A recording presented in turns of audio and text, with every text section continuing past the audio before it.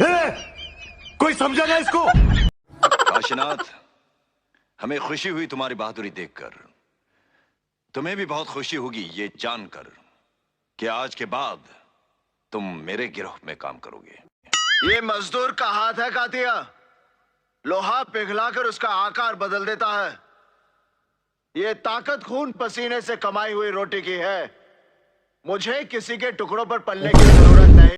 कीड़े मकोड़ों की तरह गली में रेंगने से बेहतर है यहां मर्दों में रहो, शेर की तरह। पिंजरे में आकर शेर भी कुत्ता बन जाता है कातिया। तू चाहता है कि मैं तेरे यहां कुत्ता बनकर रहूं? तू कहे तो भौंकूं, तू कहे तो काटूं। ऐसा ही समझो।